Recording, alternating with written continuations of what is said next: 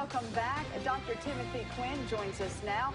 Dr. Quinn, we've been dealing with all this rain here lately, but we know once it's all gone, the pollen will be back. Oh, yes. Tell us a little bit about some over-the-counter remedies that can help us deal with all these allergies. Well, imagine a doctor telling about over-the-counter, but we got to keep everybody healthy.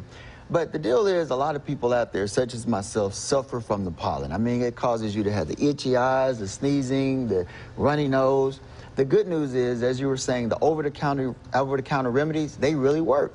For instance, the antihistamines like your Zyrtec, your Claritin, these are over-the-counter, meaning you don't need a prescription. But now you can also get the Flonase, which is a nasal steroid, over-the-counter, and you don't need a prescription for that. So I advise everybody to try the over-the-counter first, and in the event that it doesn't work, then you might have to go see your doctor. Absolutely. And while we're on that topic, how do you know the difference between if you're having allergies or if you're having a cold? Well, during this time of year, you know, with the pollen, all the wildlife is rejuvenating, you know, you want to suspect allergies, especially if it's all of a sudden. I mean, you're having the itchy eyes, the runny nose, the sore throat. Try the over-the-counter remedies, and in the event, let's say, for instance, you develop fever, cough, productive cough, then you may be having a cold, and that's when you want to go ahead and go see your doctor to make sure that you don't have a bacterial infection that will require an antibiotic or a decongestant.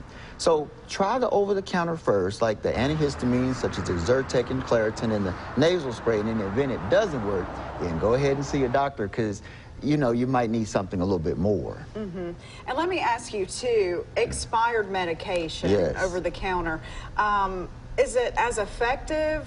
Not really, because a lot of the chemical bonds can break over time. That's why you want to check those expiration dates. And that was a good question, because a lot of people, they'll have medication from maybe last year or 2 or maybe 3 or 4 years ago. So go ahead and check those expiration dates, and if they are expired, go ahead and take a trip down to your Walgreens and go ahead and get some new over-the-counter medication. But remember, if you develop fever, productive cough, headaches, facial pain, it's probably good to go ahead and see the doctor, because you might have a bacterial infection, which might require a little bit more, such as an antibiotic.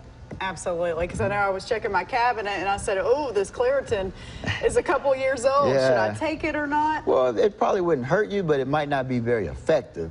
That's why it's a good idea to go ahead and check those expiration dates and go ahead and get medication that's up to date. Thank you so much, Dr. Quinn. And we'll put more of these allergy tips up on our website, WJTV.com. But for now, let's turn it over to meteorologist Rebecca Velasquez.